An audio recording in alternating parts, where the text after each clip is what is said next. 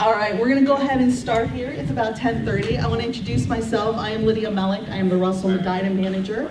This is Sue Kenny, who is our Westlake manager. Good morning. I want to thank our panelists today. We have Jenny Taylor from North Ridgeville and Ron Shorts from Strongsville. Ann Dowell was supposed to be here. Her husband had had some surgery, so she was unable to make it. So we stole from Jim Hiles last night, who I was emailing rapidly last night about 9:30, 10 o'clock. His format. Jenny and Ron had emailed us answers back, so you're going to see those on the first 2 pages. But you know, I have a little competition with Jim, and we always up each other, so you're going to notice on the last page, I added a list of some additional questions that we're going to include. Wow. It's all about Sue and I. Right? We have a little bit of a friendly competition going. We're going to take them down. No, just kidding. So, today's panel in here is really talking about open houses. I will tell you that I think open houses are very dividing with agents. There's a group of agents that think they have a lot of value, and there's a group of agents, possibly veterans, that think, oh, I don't get anything out of them. So you're going to notice, I think, that all of our panel discussions today have a very consistent theme. Listings, listings, listings, listings.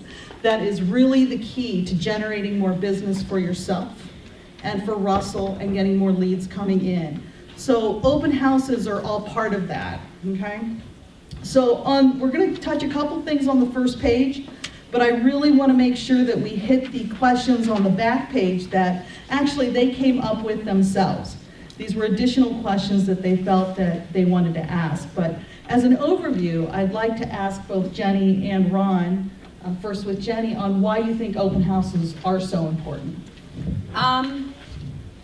Well, 2 reasons why is, first of all, I mean, when I first started, I would say my first 3 years in this business, that's pretty much the only place I got clients from. I knew that even if it was someone else's listing, I would meet with people and drove them in. Even if it was my listing and maybe I potentially didn't sell the home, I knew that it was a guarantee I'd meet somebody. So. And the other part is selling the home. I mean, every time I hold an open house, if it's priced really well, I know even if it's not my client, I can convince somebody that it's the right house for them. I always get offers the next day, even without my clients, you know, like them not being my clients. I just have a way, my husband even says, the worst house, I can sell it at open house. So that's just my opinion, but. Ron, how about you? I don't know if this is on. I do it for 2 reasons. 1, to get prospects, and 2, well, 3 reasons. The second is that so my clients know I'm working for them. Not everyone wants open houses. As you see my answer here, I typically don't do open houses over the 400,000 range, only because most of the people don't want that. The other ones, under 4, under 3, typically I get a lot of good prospects out of that. I did one this last Sunday, a little ranch over in Middleburg, 150,000, poor location. I mean, traffic just going by like anything. And I had almost 10 people at the open house. Did I sell it? No, but did I get 3 prospects that I think are very good prospects? Yes, and following up with them. The other thing I use them for is just to get kind of a general idea of what people are looking at in the market. I mean, everybody's looking for ranches now, especially in the older age group. And it was interesting, at the open house Sunday, out of the 10 people, I think 9 of the people were probably over the age of 50. So I was able to kind of get a pretty good idea in terms of what the people are looking for, got 3 prospects out of that. And again, my seller, the house needed a lot of work. It wasn't the ideal open house, but it also gave me a lot of good feedback to go back to my seller saying, you need to paint these walls, you need to put new carpet in here. You know, it's not selling because of these things. We're getting it on the feedback forms from appointments, but me telling them 5 minutes after the open house that, hey, I had 9 people here, which is a lot of people at an open house. If I get more than 5 at an open house, I'm thrilled. So it's a good feedback loop back to the seller. I know we were talking in Medina that, don't you notice when it's a seller's market too, there's so many more people coming into the open house. I know we had open houses that in certain areas that were hot, they were generating 30 groups coming in. It was crazy. So, okay. So with that, do you find that any days are better than others? I know we're always trying to do things a little bit differently, right? And seeing what our competition is doing. Do you do evening ones? Do you do Thursday ones? Do you do Saturday ones? Do you do Sundays? What works for the both of you? Ron, I'm gonna go ahead and start with this. I only do Sunday.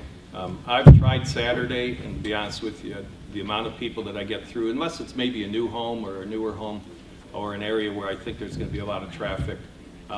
The other thing I always do, and we may talk about this later, is I always start publishing on Monday or Tuesday before.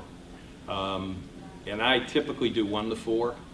I figure if I'm taking my time and I'm going out there and putting up signs, another hour at this house is not going to kill me. So, and sometimes, I kind of track on the back of my listing sheet, when I'm sitting at the open house, I put it in thirds.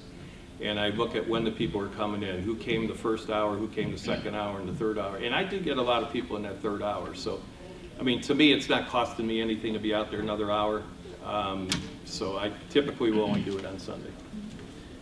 Well, I do it a little bit differently for my Sunday. I tried Saturday, it wasn't a success. So I have always done them on Sunday.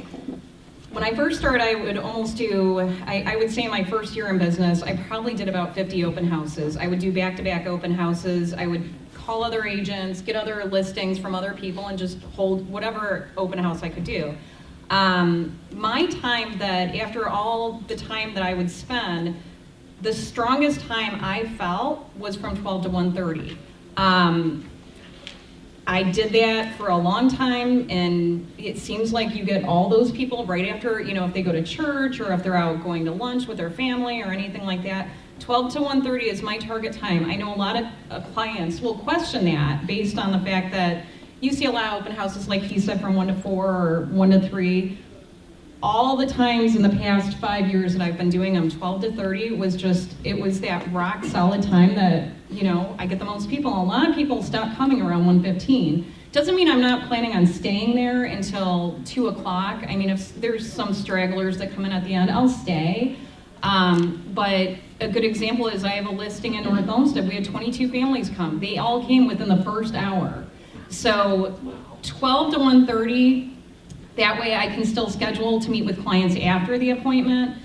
It's always been a success of mine. Saturdays, I used to hold them back when I first started.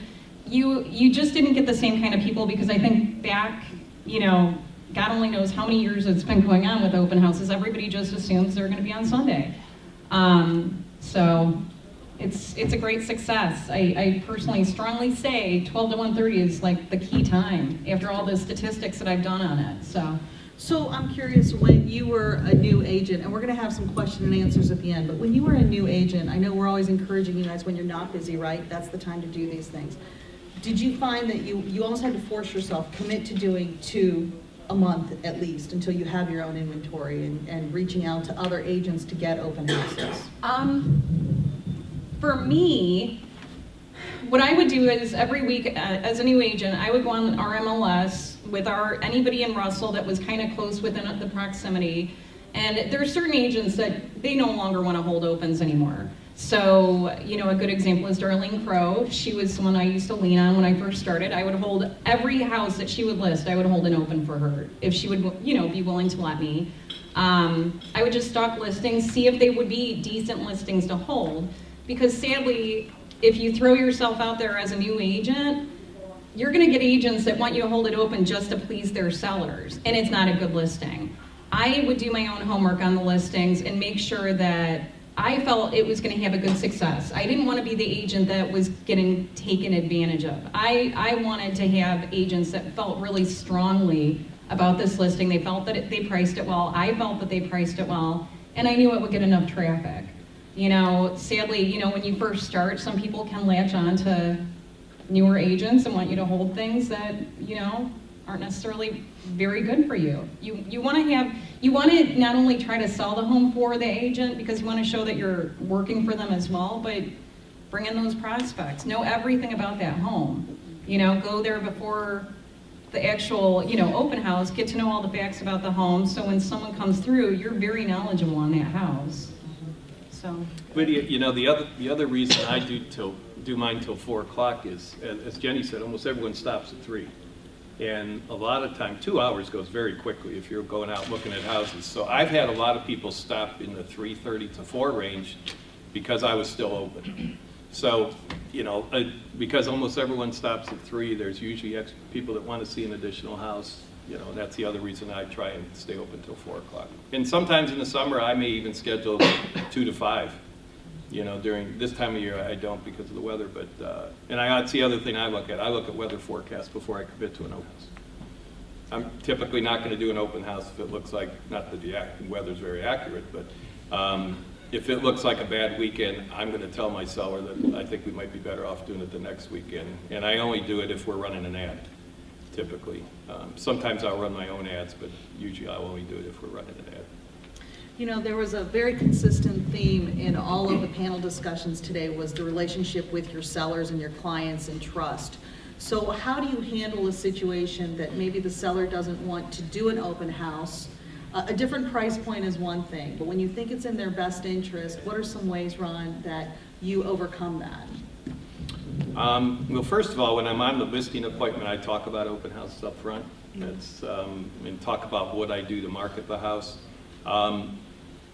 If it's a house, say in the target like 250 to 3 range, which is a very popular range, price range, I'll just go through some statistics, days on market and things like that to say that, you know, here's our competition right now. We've got 15 houses in North Royalton right now. These have been on the market this long. And for instance, right now, I'll tell them I think it's a great time to do an open house because we have very little competition. So I think you have to talk about the market, you know, to say whether or not you're going to do an open house. If I read them and can tell they're just adamant against having an open house, I just will move on because there's a lot of people that don't want. And quite honestly, I use professional photographer, and with 35 good photos in there, people can usually, now that we upped it to 35 on the MLS, you can get a pretty good idea if you want to get in that house or not. So. I kind of use it, you know, if I need to back away from the open house, then I go toward the photography and what else I do to market the house. But I do try and push it on the good listings. As Jenny said, I mean, if you're showing a good colonial in North Royalton, it's very easy to get 15 people at an open house, especially within the next 30 days, because everyone wants North Royalton, and there's a very low inventory right now. So it depends on the market, Lydia. Okay. Jenny, how about? Well, for me, what I always emphasize to my sellers is that it's the one and only opportunity I have to be in front of everybody. You know, I think the biggest thing that people forget is a lot of agents, when they go to show a house, they don't know anything about these listings. They you know, read what we write on the report, but they don't really know the home. It's our one and only time that we can get in front of other people's clients to really push this house on them and to tell them all the positive things about it. When someone's kind of reserved about that, you know, I think that a lot of times we'll put them over because they know that I am looking out for their best interest. My goal is to sell that house. And so I've never had somebody not want to hold it after I've told them the success that I've had from selling my own, you know, listings, even if it's not with me writing the offer, but what happens after the open house. So, I have a question for both of you too. This was evident in the earlier panel also. I don't know if you were in here earlier, but all the panelists that were up here, they were talking about their listing, right, when they go in and why they're important. And did you notice that there was a consistent theme of the preparation that they did ahead of time? They really weren't winging it. I mean, Matt wings it some. He's in the back room because he's waiting to heckle me, just so you know. He does wing it sometimes. Is that why he's here? He's there, pretty much, pretty much. So when he walks around and says he'd have done better if he'd had a mentor, that's all I'm gonna say, right? No, just kidding. No, but there's a lot of preparation that goes into this. You have to give yourself time. Chad reiterated that also. You go in prepared. So I'd like to know from each of you how you prepare for listings, maybe from the time of things that you do and what you do. Go ahead, Jenny. What do we do for our listings? As far as your open houses, like for your open houses, how do you prepare for your open house? Are you doing it an hour before? Are you setting up signs a few days earlier? What are you pulling with you? Well, I guess I always put them, I always make sure that they're on the MLS between Monday and Tuesday. I put it on the MLS pretty much all the time on my own. I try to do it the week that the paper is going to be published, but on all my sheets, I haven't seen someone write in the newspaper in 2 years. So, I mean, the ads, I really very rarely do it as much anymore with the ads. Put signs up no later than Thursday. A lot of the things that I do, I learned from my mentor, Jody. So she used to say, make sure that it's in the MLS quickly, get signs up by Thursday. I always do a Facebook boost, and I announce, that, hey, I'm holding this open house. I'll do a blog about it. I'll do a reverse prospecting about it to all the agents that have sent my listing out. I'll put it on the Craigslist, the Cleveland Backpage. Any tool that Russell has given us to use, I put it on everywhere. Especially with the reverse prospecting, because again, it's my opportunity to get in front of these people that maybe the agent doesn't know that this listing got sent out to somebody. And I will say, hey, I'll honor all agents' buyers, especially because it's my listing. I have that capability. And my opportunity to be in front of those people at that given moment is key. So I'm always open for agents. They don't have to register. I always say, don't worry about it. I'm willing to honor your guests because, my job is to sell this house. Do you do any, I'm sorry. No, go ahead. Do you do anything about contacting the people that live in the neighborhood? I do also do postcards. That's another thing I learned from my wonderful mentor when I first started here. We do postcards where right when I get a new listing, I will put a postcard out. Follow up with an open house postcard if I get the postcards back in time. Sometimes it's a little, depending on how quick of a turnaround I get. Then once it's under contract and then once it's sold. That's a way for the whole neighborhood. And my basic way of advertising on the back of the postcard is, even if you're not looking for a home at this time, if you know someone that's looking in the neighborhood, that way it's a future prospect because they got that 4 hits. And I at one point I did get a lot of people that came through the open house just to see and to meet me. So postcards are great. Sharper Agent does a beautiful job on them. Ron, how about you? How do you prepare and timeline? Well, I start preparing on Monday because we have to have it in by Tuesday. What I do as far as advertising, typically on Tuesday, first of all, I had writers made having my time on there, 1 to 3 or 1 to 4, whatever, 2 to whatever my time frame is, to make sure people know what time I'm going to be there. So Tuesday morning, typically I'll put that sign up as a writer, and I also will put Sunday open house arrows up. I put those up on Tuesday in as many corners as I can. When I'm at an open house, I typically, if I can, depending on how crowded it is, I ask people how they heard about it. And I would say 7 out of 10, maybe 8 out of 10 are coming off of arrows. Not so much off of ads. Some are coming off of Realtor.com, some off of Zillow. But the arrows are real critical as far as bringing people in. And if by putting it up on Tuesday, people who are driving by know that you're going to be there on Sunday, and it gets you a little bit better. I get the most advertising probably out of those arrows. And then as far as social media, I do put it through Facebook. I actually use my wife's Facebook. She has more people on Facebook than I do. And so she'll boost it out there through there, and then I will also do it on mine. And then our administration puts it on, I think, on Zillow and Realtor.com and MLS. I also put it on Craigslist. It's so easy to do with conversion, as far as listings and things. I typically would put it on Craigslist. I haven't used Backpage. I maybe should do that. But I think the other thing that, if I have time, what I do is, if I'm doing, for instance, North Royalton, I'll take the 10 busiest brokers in the area, and I will print out flyers, and I actually drive to the offices. And I hand them to the person at the desk, because I'm not sure when we email these out that they get to all the agents. And most of the offices appear to have like a bulletin board, or like we do on our front desk, we put the open houses there. So there's 10 offices in this area I always go to. And then the other thing is I kind of get to meet the people that are in those offices, and they get to know me. So unless I'm real busy, I typically will drive to these 10 offices and drop off flyers asking them if they'll post. No one's ever said they won't post it. So that's primarily what I do in terms of advertising. Okay. So I know both of you talk early on with your sellers about the open houses though, and set those expectations or trying to overcome those. But if you're not doing your own open house, if another agent is doing it, or early on for you, Jenny, when you were holding Darlene Crow's, did you sit with the listing agent or do you sit with the agent that is doing your open house to really talk about the listings and the property that you're selling? I actually do. What I try to do on a lot of my listings is I'll have, a lot of times, not all the time, but the majority of the time, I'll put together some kind of list of all the upgrades and all the special features.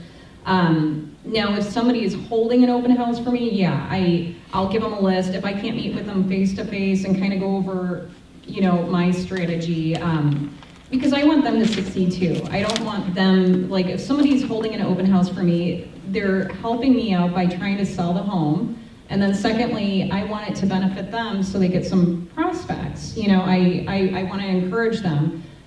I will tell them everything that I've ever said for people that walk into an open house. I'll tell them, you know, verbatim, like, this is what I say, just so you know, just to help you out, to learn from the success that I had when I first started. But yeah, if I can't meet with them face to face, I'll be on the phone with them. And a lot of times I'm kind of like that person that doesn't necessarily want to come across as I know best, but if maybe they could learn something from me, you know, I'm willing to share it. Because, I mean, there's plenty of homes for all of us to sell. There's plenty of clients out there to, you know, sell for, so. Okay. Ron, how about you? I've not done that often, but when I have, I do sit down, as Jenny said, I go through the listing and give them all the details that I have of the listing. And there's a few I've just said, that's not a good house to do an open on. Like you said, Jen, I'd rather not have, whether it's a newer agent or a veteran agent, I know I don't want my time wasted. I've had people come to me and say, can I do this as an open? I said, no, I don't think you want to do an open house there. Maybe we could do this one. And then, you know, I will go over the listing material.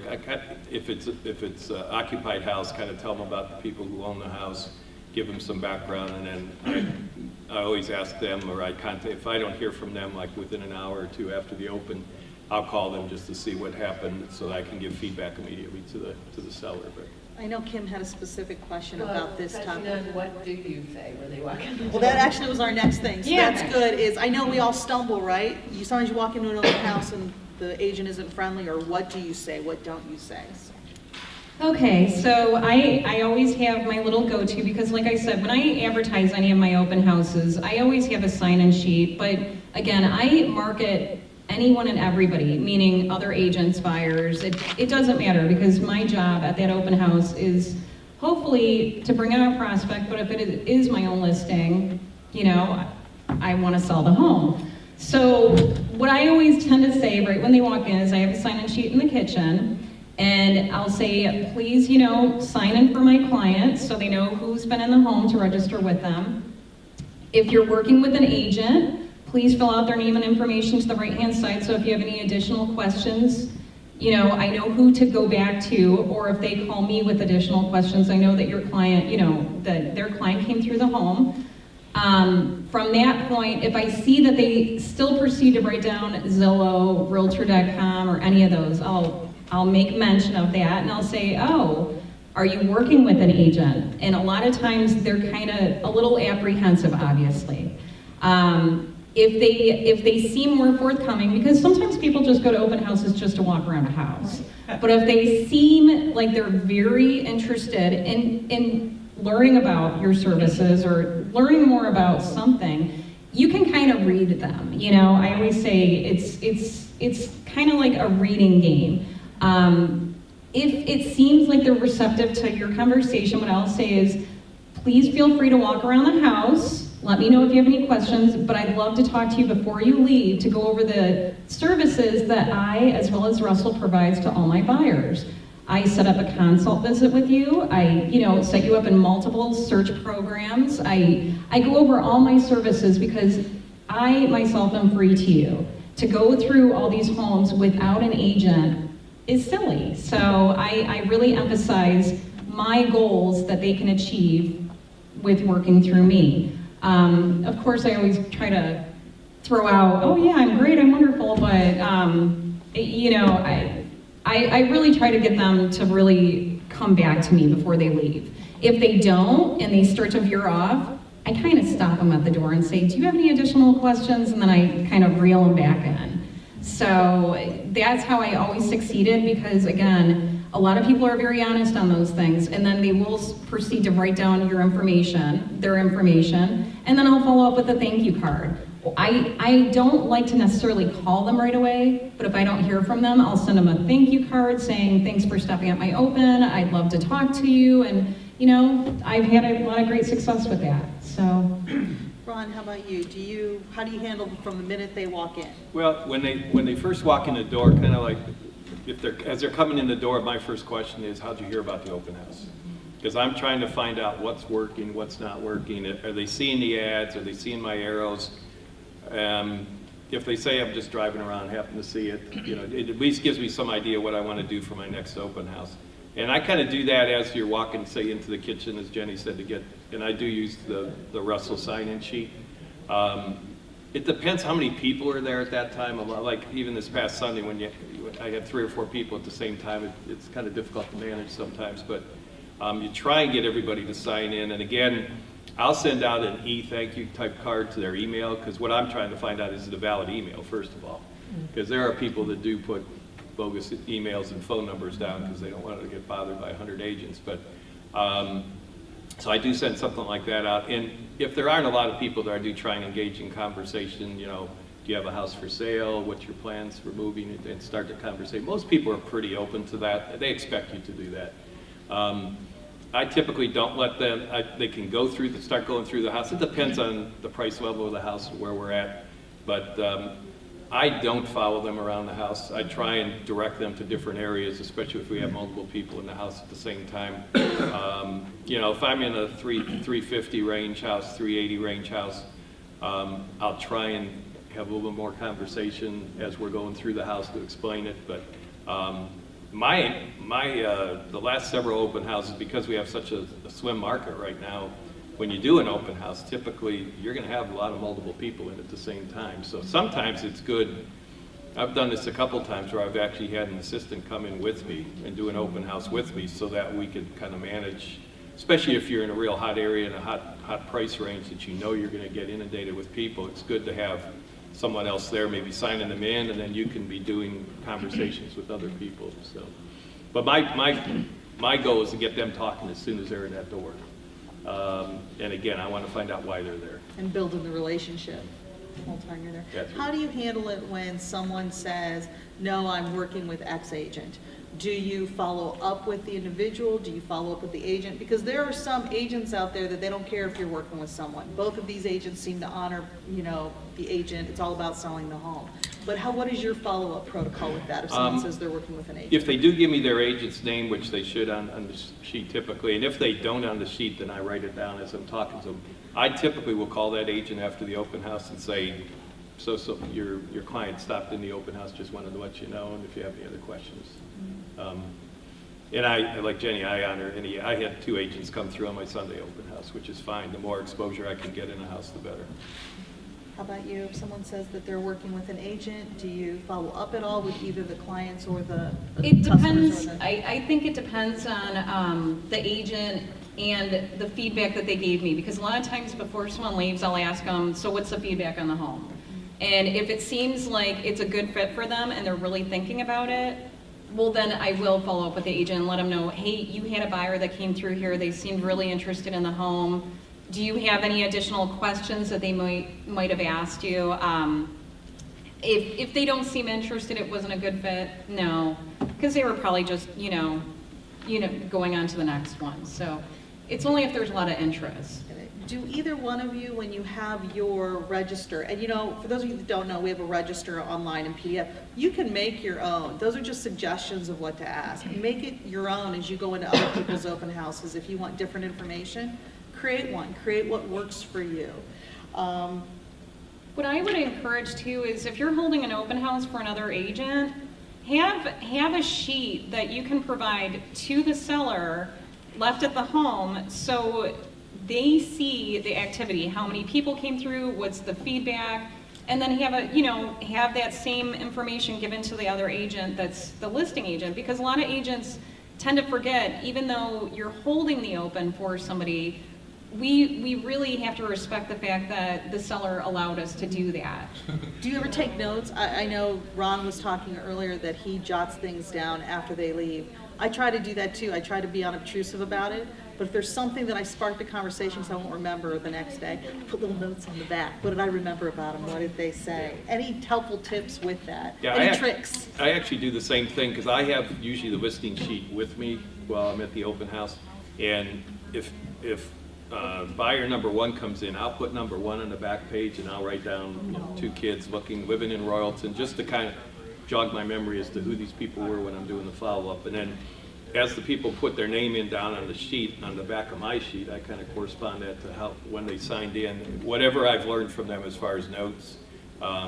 Because if you're getting 7 or 8 people through, by the end of the day, you won't remember who the first person, at least I won't. So as you do, Lydia, I put notes down so that when I do call them or if I send them a note, I can, have that to refer to. Do you usually ask them like how soon are you looking to Yeah, what's your move timeline? forward? Yeah, okay. For me, I just make little check marks. I'm lazy when it comes to that. I just make little check marks. Yeah, these are people to call back, especially in the more productive open houses. Because you know. I don't have time to be writing notes down. I just check it off, say, okay, this person wasn't represented. This is the one I want to follow back with, and I just, because my goal is at least just one. If you can get one prospect, don't look at getting like 5 or 10. One, you just zoom in on that one person. Right. That's where the body language, you can tell that they're interested. Do you spend, I know I hear from agents sometimes they can't afford to do an open house. I think there's a misconception out there that when you're having an open house, it needs to be this huge production. It can be, but I think both of you are very simple as far as what you do, because it's really not about what you're serving, so to speak. What do you do with that? What do you mean? Like, do you have water, do you have food, do you have wine, right? We all watch HGTV and they're all having those champagne open houses. Oh, yeah. We're going to those, but are we holding them, I guess is the question. I actually make popcorn because it smells good. Everybody that always walks in, nobody seems to eat it. I mean, sometimes a little kid. But it makes the house smell good, especially if you're trying to cover something up. I burn popcorn all the time, but I'll have Popcorn. no, I always bring popcorn with me with little cups so people don't stick their dirty hands in it, and bottled water. Just make it simple, especially and then I'll have candles, like very nice smelling, not perfumey, but like very nice, like apple cinnamon candles or something, just to kind of make it more inviting. So. For my regular open houses, I typically, I used to do custom flyers and things, and I found that what works best for me is I just use the MLS buyer flyer with pictures, and so that they can remember the house. And as they're going through, they seem to like that, because as they're going through, they have, and I do it on both sides, so it's usually 1.5 pages and that's it. I actually am using that now for my flyers out on the boxes too. It's very simple to do. I used to do really custom, fancy Sharper Agent photos, flyers, but I can get them a little bit more information and people to call if I have pictures on the line.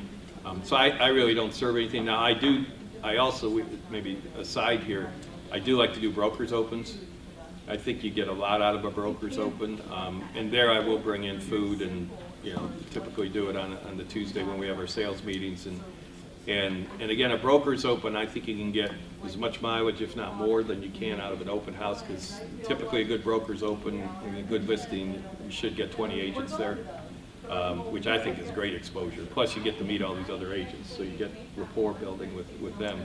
But my regular open house, I think the popcorn's a cool idea, but something like that, usually I just use the regular flyer on the MLS, nothing real fancy. I was going to say, the Cloud CMA that we have, that program now, that makes beautiful flyers. They're so simple. I used to use Toolkit. I find that Cloud CMA has great flyers. I do that for my listings. I do that for my open houses.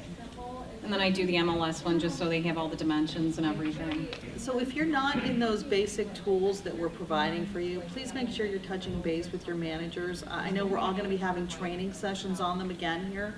If it's not in my office, it'll be in Jim's office. We'll have multiple places for you to go, but use the tools that are available to you, right? We already know this is an expensive business to be in. We try to provide a lot of things for free for you to do that. And I think using some of the programs that we offer, you know, when you compare yourself with another broker, I mean, some of these brokers, when they go in for open houses or listings, some of them put together really nice presentations. You don't want to look like you're just printing stuff off that anybody can do. You want to kind of set yourself apart, kind of put yourself on a whole other plateau, you know, like a whole other level. I think a lot of times people tend to get lazy, and I want to show that I have more to offer as an agent. So having these nice presentations really helps. You know, I've seen some of the ones that other brokers use, and I mean, they're pretty nice, and I want to be up there with them, so. You know, a couple things one of the things they talked about is that they put these things in the MLS early. Every office has a little bit of a different protocol. But I want to make sure agents understand why we do that, right? Because the MLS feeds out. So I know one of the things some of the offices have been doing, if you're doing a broker's open on a Tuesday, and we put it in the MLS as a broker's open, that actually doesn't export to Realtor.com. So we've been encouraging our agents that are doing broker's opens to also put it in a second time as a public. Because if you're holding it open, do you care who comes in? Right. Or is it just visibility? Broker's open, So, yeah. but make sure you're doing that ahead of time and getting it to the board. Every office has a little bit of a different protocol, but use what's available to you and use the internet to get that blasted out. Do we have any questions of things you haven't asked? Or Chad, I know, you know, you've done some different things. I know Matt doesn't do as many open houses, but he's always open to letting people do open houses. And one of the things Ron really pointed out is, don't do an open house in an area for someone else, in an area you don't want to be in. Right. That doesn't make sense. You got to focus on yourself and your business. So are there any additional questions or comments?